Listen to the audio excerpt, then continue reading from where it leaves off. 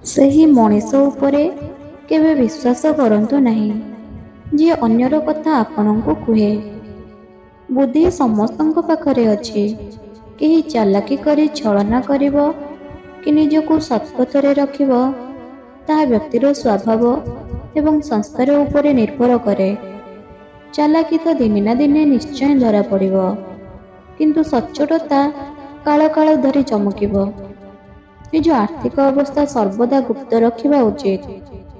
ଯଦି ଆପଣଙ୍କ ଆର୍ଥିକ ଅବସ୍ଥା ଠିକ୍ ଥାଏ, ତେବେ ଲୋକ ଉଦ୍ଧାର ମାଗିବେ, ଏବଂ ଯଦି ଆର୍ଥିକ ଅବସ୍ଥା ଠିକ୍ ନଥାଏ, ତେବେ ଲୋକ ଆପଣଙ୍କୁ ଆଦର ଏବଂ ସମ୍ମାନ କରିବେ ନାହିଁ।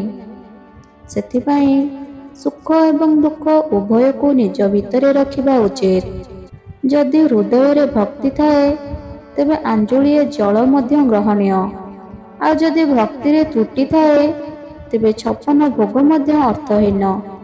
ଯଦି ଆପଣ ଭଲ, ବାସ୍ ଆପଣ ଭଲ ହୋଇ ରୁହନ୍ତୁ। ନିଜକୁ ଭଲ ବୋଲି ଦେଖେଇ ହୁଅନ୍ତୁ ନାହିଁ।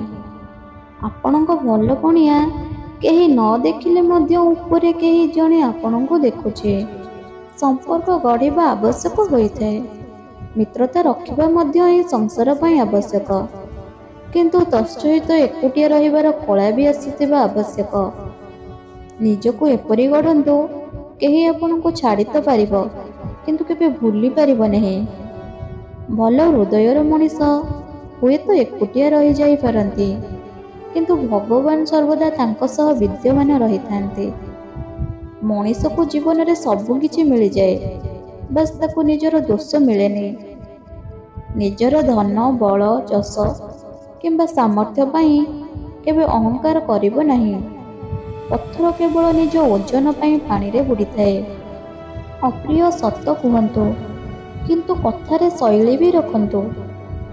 ଏହି ମୁହଁରେ ମିଠା ଏବଂ ଖଟା ଉଭୟ ଅଛି। ସତ କିପରି ପରଷିବା, ତାହା ନିଜ ବୁଦ୍ଧି ଏବଂ ବିବେକକୁ ପ୍ରଶ୍ନ କରନ୍ତୁ।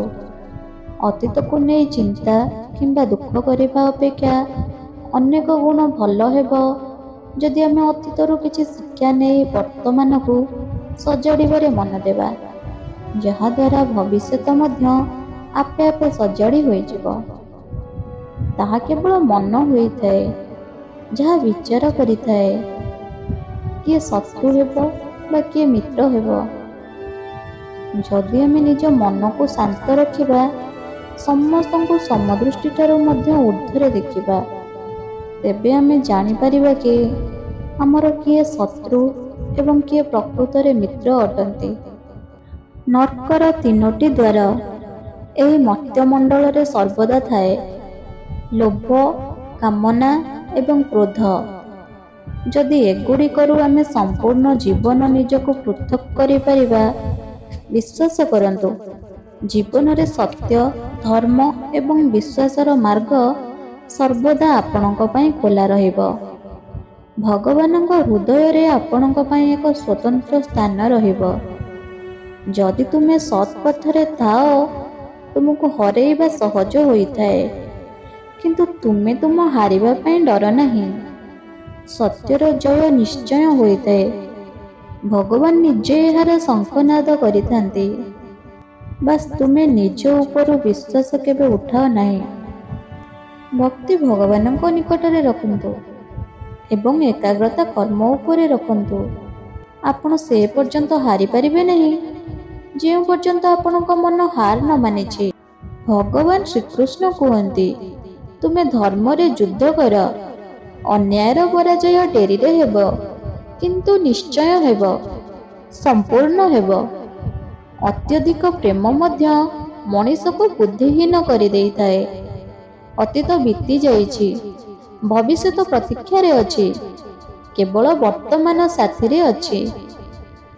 ସମୟ କେବେ ରହିନଥାଏ। ଆଜି ଯଦି ଖରାପ ଚାଲିଛି, ତେବେ କାଲି ଅବଶ୍ୟ ଭଲ ହେବ।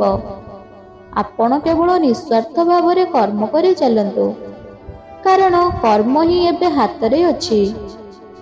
ମଣିଷ ଜୀବନରେ ଖୁସିର ସବୁଠାରୁ ବଡ଼ ରହସ୍ୟ ନିଜ ଇଚ୍ଛାକୁ ତ୍ୟାଗ କରିବା ହୋଇଥାଏ।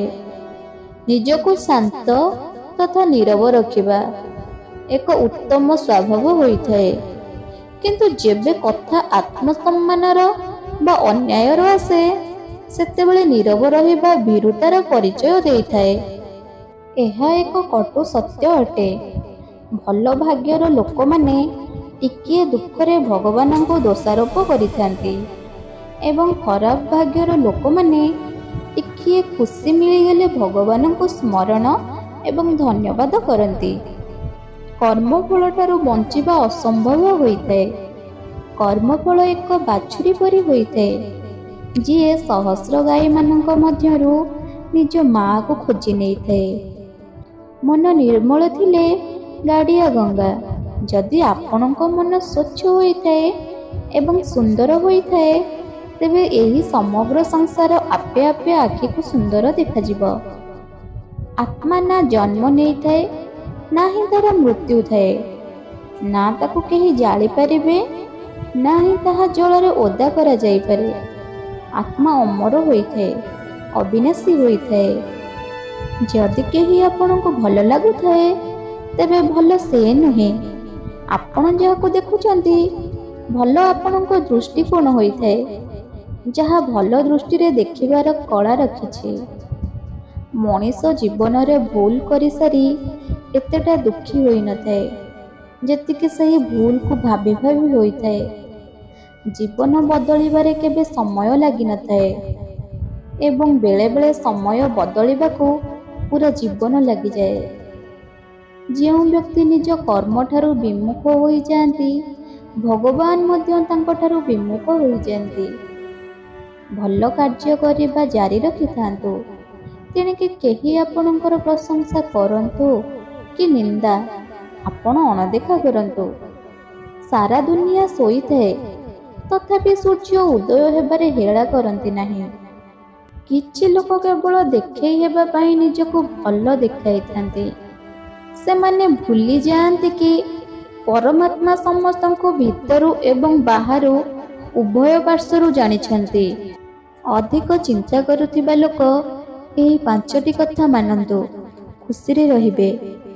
ନିଜକୁ ଅନ୍ୟ ସହ ତୁଳନା କରନ୍ତୁ ନାହିଁ। ଅତୀତର ଦୁଃଖଦ ଘଟଣାକୁ ଭୁଲି ଯାଆନ୍ତୁ।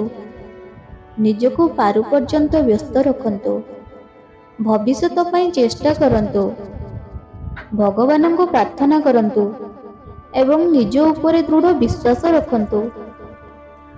ସ୍ୱାର୍ଥର ଚିନ୍ତା ଏବଂ ଭୟର ରୋଗ, ଏହି ଦୁଇଟି ଯାକ ଆପଣଙ୍କ ଆତ୍ମୀୟ ଶକ୍ତିକୁ ଛିନ୍ନ ଛିନ୍ନ କରିଦେଇପାରେ। କେବଳ ଧନ ଉପାର୍ଜନକୁ ରୋଜଗାର କୁହାଯାଏନି। ଅଭିଜ୍ଞତା, ସମ୍ପର୍କ, ପ୍ରେମ, ସମ୍ମାନ ଏବଂ ଶିକ୍ଷା, ଏ ସମସ୍ତ ମଧ୍ୟ ଜୀବନରେ ରୋଜଗାର କରିବା ଉଚିତ, ଯାହା ଜୀବନ ଥିବା ବେଳେ ଏବଂ ମୃତ୍ୟୁ ପରେ ମଧ୍ୟ କାମରେ ଆସିବ।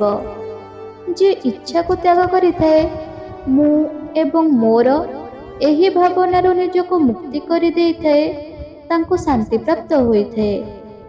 ତୋର, ମୋର, ଛୋଟ, ବଡ଼, ନିଜର, ପର, ଏହି ଭାବନାକୁ ଦୂରେଇ ଦିଅ। ତାପରେ ଦେଖିବ, ସମସ୍ତେ ଆପଣଙ୍କର, ଆପଣ ସଭିଙ୍କର। ଗୁରୁ ସିଏ ଶ୍ରେଷ୍ଠ ହୋଇଥାନ୍ତି, ଯାହାଙ୍କ ପ୍ରେରଣାରେ କାହାର ଭବିଷ୍ୟତ ବଦଳିଯାଏ ଏବଂ ମିତ୍ର ସିଏ ଶ୍ରେଷ୍ଠ ହୋଇଥାନ୍ତି, ଯାହାର ସଙ୍ଗତରେ ମିତ୍ରର ଚରିତ୍ର ବଦଳିଯାଏ।